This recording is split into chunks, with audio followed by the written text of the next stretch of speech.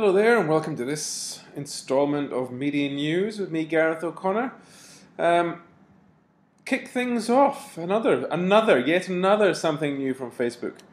There was a time when advertisers could run page posts in everybody's news feeds. Not just fans or friends of fans, but everybody. These days, though, sadly are over, and it is a bit of a shame, but there's something new from Facebook. Is the only way now advertisers can reach non-fans is through suggested pages.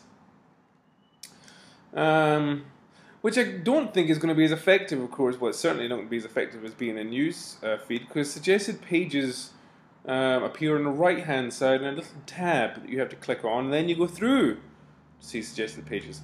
So I'm not sure how well that's going to work, and it is a shame because new research has found that ads in the news feed are far more effective than ads down the right-hand side of the page, considerably so.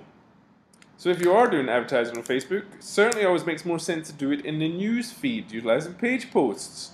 And of course, they will be much more effective than suggested pages, I would say, although I could be proven wrong, but I very much doubt it.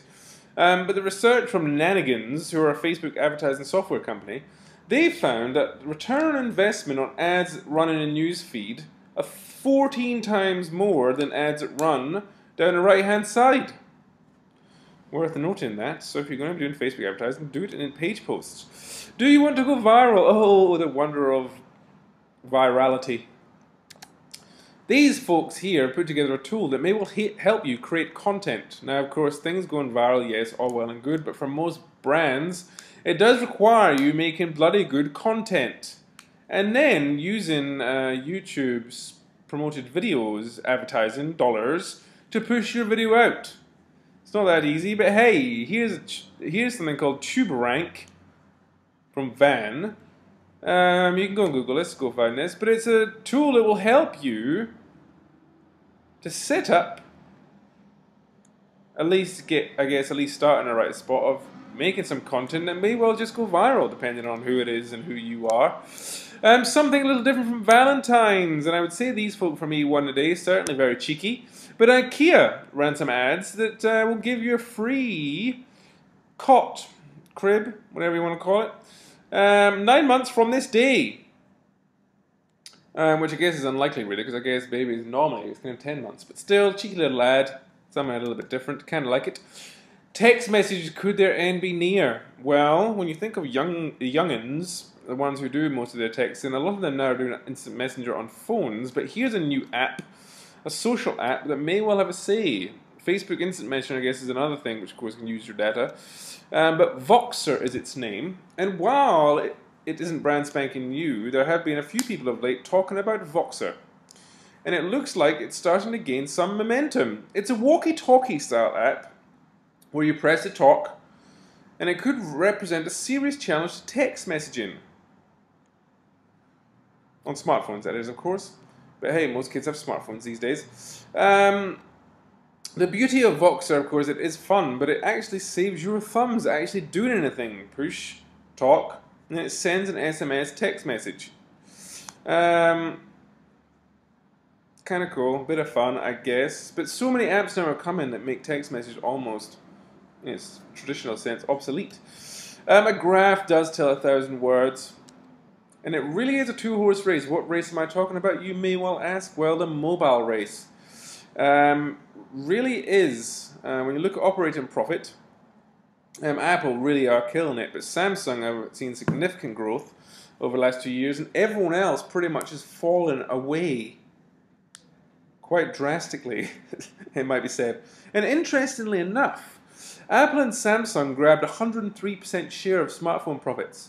You're probably thinking that can't be right. But really it is, seriously.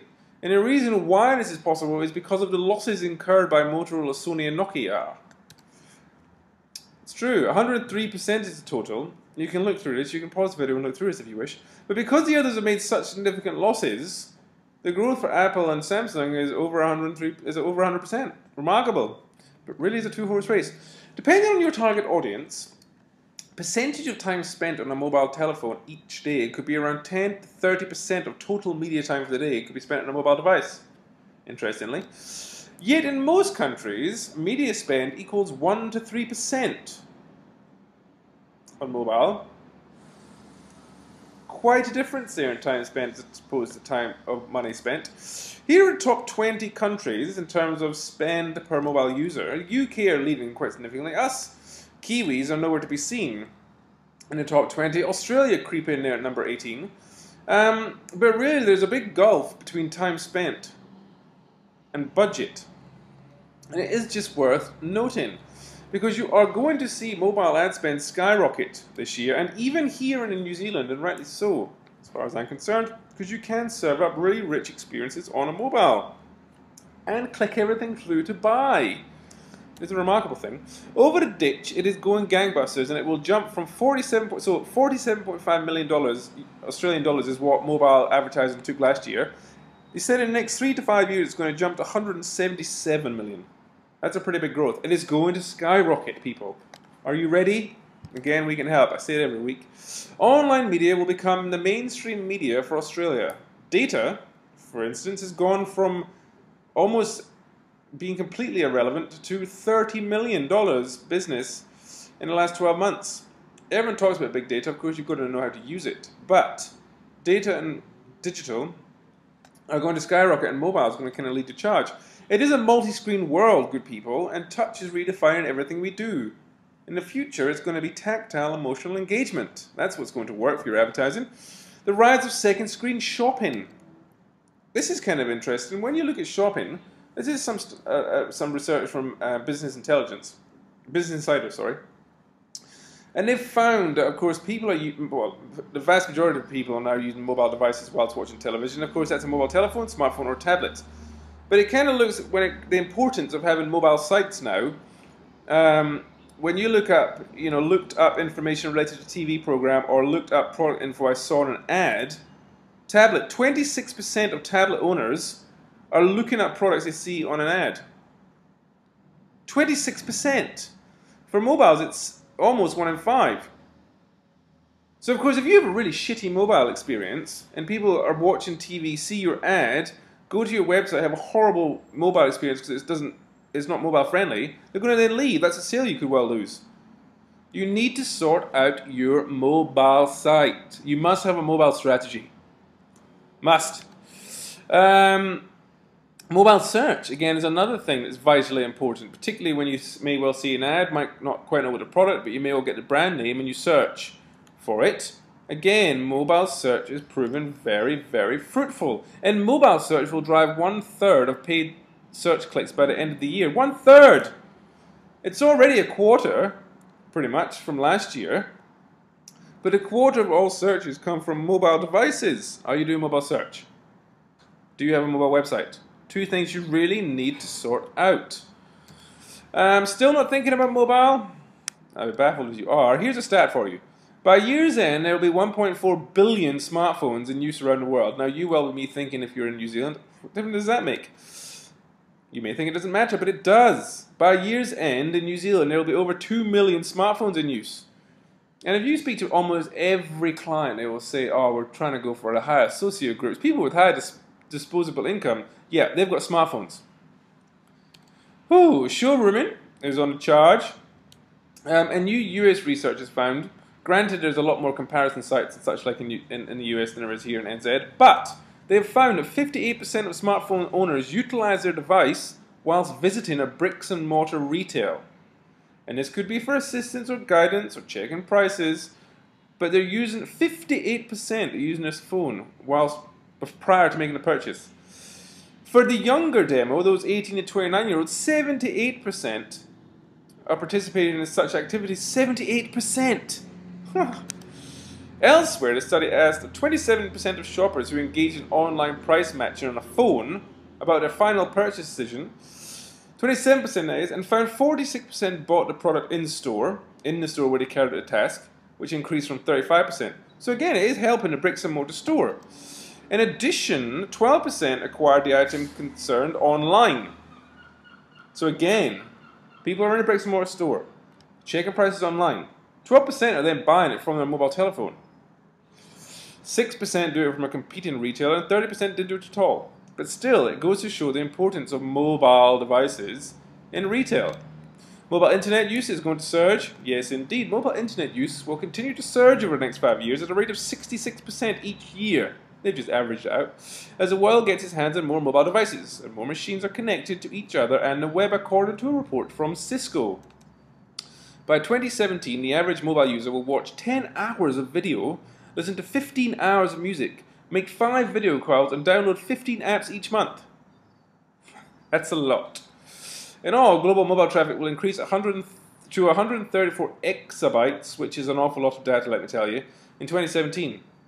Huge growth in mobile devices, huge, people. You must be thinking about it. And for all of you who are wondering, how does mobile advertising work? Well, there's a brand. There's agencies, us. Then you go through ad networks and ad exchanges. Primarily it's ad networks, things like InMobi, AdMob. And then they do all the stuff for publishers for us. You don't have to. You only have to deal with publishers when you go to the large people, like maybe the Herald or Yahoo. Really, it's pretty simple, mobile advertising, but you should really start dipping your toe in if you're not already. It's hard to argue with them, and by them I mean Google. They've just made a prediction, and it is a lofty prediction, but it's a good prediction. This is a reasonable probability that over 50% of advertising goes online in the next 5 years. 50%! One of the big things that's going to drive this, of course, the big tipping point, of course, will be internet-connected televisions. Because they're going to go from nice-to-haves to must-have. But internet-connected televisions are going to blow the doors off. Because particularly ones where they have cameras built into them, because they'll know exactly who's watching TV, what websites they're surfing, what things interest them, therefore what products interest them. So you get a lot more targeted, a lot more relevant. And you'll be able to buy stuff direct from your TV from seeing an ad. Bloody marvellous. Do you know who the world's most innovative companies are in mobile? Well, I'm going to tell you. Well, Fast Company are going to tell you through me. Here are the top innovators in mobile. You may well have known some of them. You may well use some of them. You may well know none of them.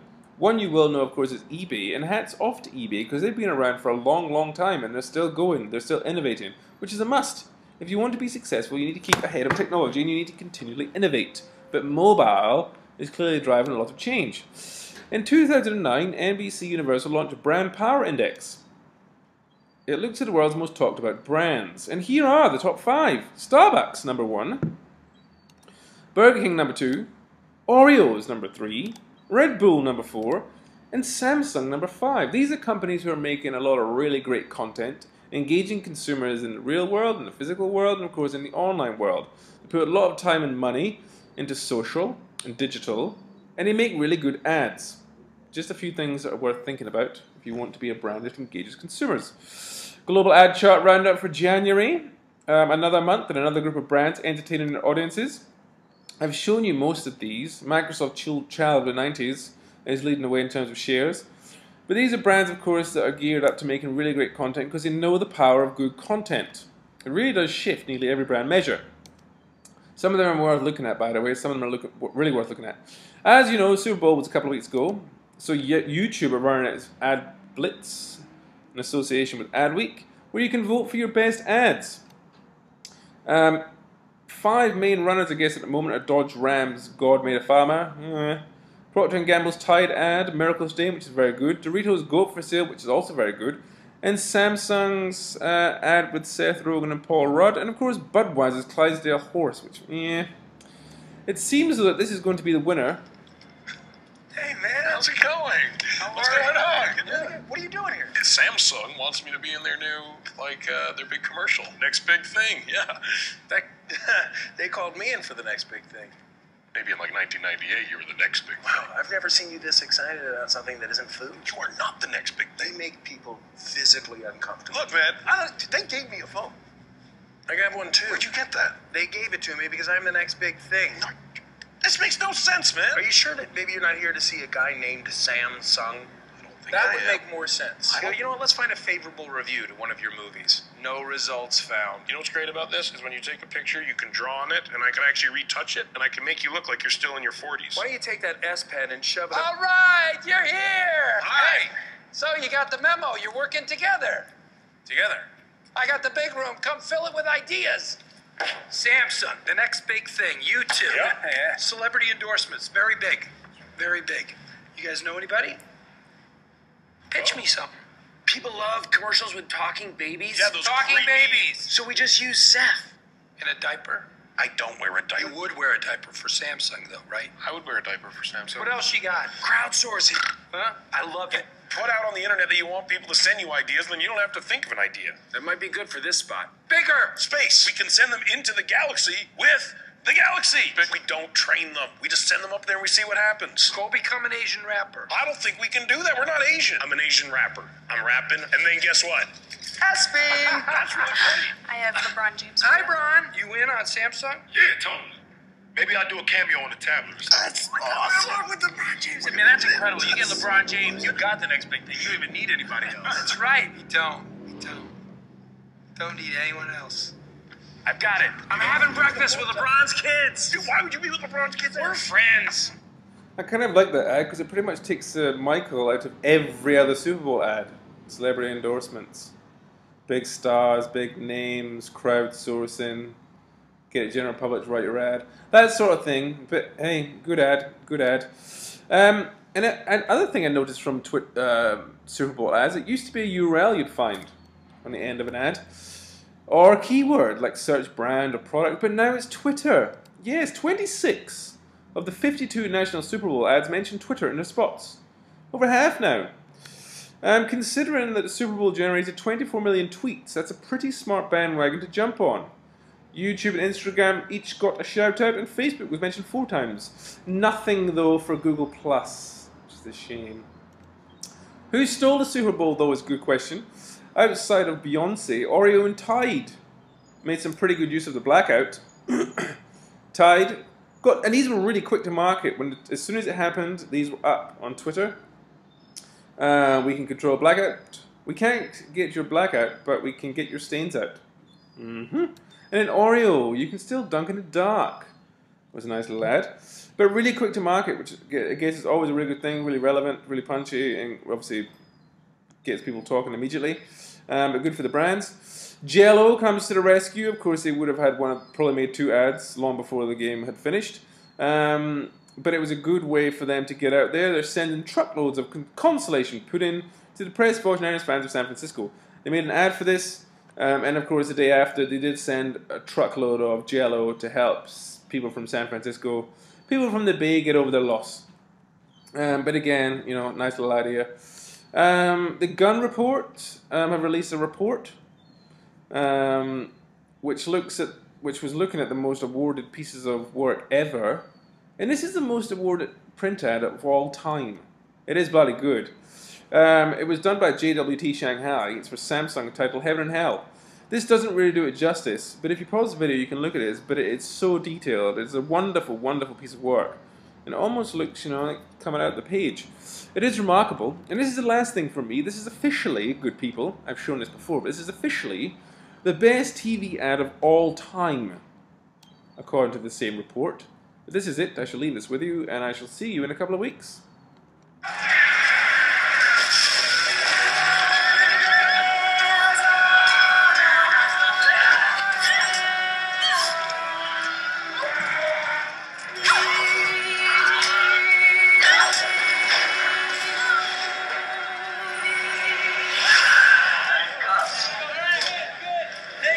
Okay, that was great, guys. Really great.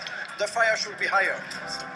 You were amazing. Let's do another one. D'où vient ma passion pour le cinéma? Like an explosion. Je crois que j'ai toujours aimé le cinéma. Le travail avec les acteurs, I know. And after, les effets spéciaux. you can add some explosions. Yeah. More explosions. That's always good. He's an amazing director. Very sensitive. I don't give a shit! La mise en scène. A white shot like that. Castle burning. We like that. Everybody screaming. Lot of blood. Boom! Explosion. Le scénario. Well, sorry, we're ready for Yeah, come on. La musique. En fait, j'aime tout dans le cinéma. Vous savez, j'ai vu tellement de grands films depuis tant d'années qu'un jour je me suis dit,